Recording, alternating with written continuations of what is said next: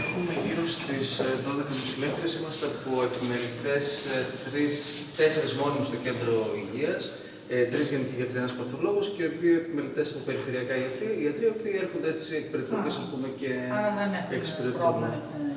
Όχι, όχι, με τη στελέχωση είμαστε καλά. Με καθαρίστρια, από όσο ξέρω, έχουμε πρόβλημα γιατί υπάρχει μόνο μία, οπότε δυσκολεύεται να πάρει και τα ρεπόρτες, δεν μπορεί να πάρει. Είναι αποσπασμένη από το νοσοκομείο. Είναι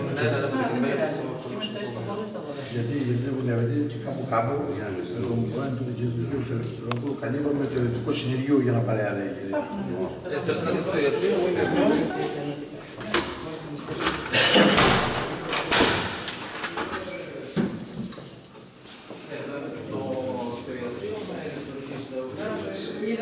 Εξεταστήριο, η ιατρική σκάρμα είναι με το Vodafone, έχουμε συνεννοηθεί και με το ΚΑΠΗ, θα ξεκινήσουμε να κάνουμε και κάποιες ημέρες έτσι λίγο προτακτικής ιατρικής για να επικοινωνούμε κάτω. Ό,τι μπορούμε κάνουμε, έχουμε και τον ιδιαίτερο πληθυσμό εδώ των Ρωμά από όσο γνωρίζετε.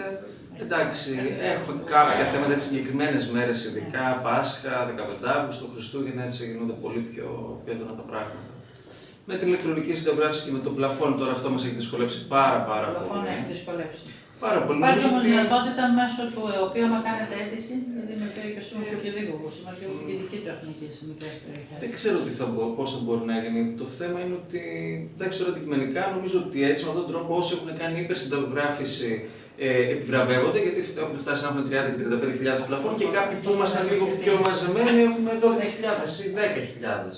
Και το αποτέλεσμα είναι ότι στο τέλος δηλαδή δεν εξυπηρετούμε και τον κόσμο. Έτσι φτάνουμε στο πλαφόν και λέμε δυστυχώς μπορούμε να γράψουμε. Πρέπει να πάνε κάπου αλλού. Αυτό είναι ένα θέμα. Κατατέθηκε και χθες αυτό το πρόβλημα. Κάτι θα τα δούμε και στην πράξη. Δεν λέμε και εμείς ότι θα κάνουμε. Σίγουρα, σίγουρα. Απλά νομίζω ότι. Εγώ κατάλαβα μια επιφύλαξη γιατί δεν είναι αρμοδιότητά μου και δεν θέλω να πω κάτι. Εντάξει, ενδεχομένως να μείνει στη σκέψη του Υπουργού ή να το ανατρέψει. Αλλά ξέρω όμως τη διάθεσή του γιατί χθες ήμασταν σε μια άλλη εκδήλωση. Και καταγράφει αυτό ότι στην πράξη ορισμένες αδυναμίες σίγουρα θα διορθωθούν. Νομίζω ότι όφιλα έτσι να. Πρέπει να μπει μια τάξη. Τώρα το ξέρετε καλύτερα, εσείς τη ξέρετε τη δουλειά από μέσα. Όταν μπαίνει μια τάξη, κάποιοι αδικούνται, κάποιοι ευνοούνται, κάποια αναταραχή υπάρχει, χρόνος προσαρμογής. Εντάξει, πιστεύω ότι θα πάνε όλα. Θα σας πω όμως κάτι τώρα, όχι επειδή είστε μπροστά. Εγώ το λέω πάντοτε, το ιατρικό και νοσηλευτικό προσωπικό που έχει η χώρα είναι εξαιρετικό. Είναι εξαιρετικό. Δηλαδή είναι στα όρια της ανθρώπινης αντοχής.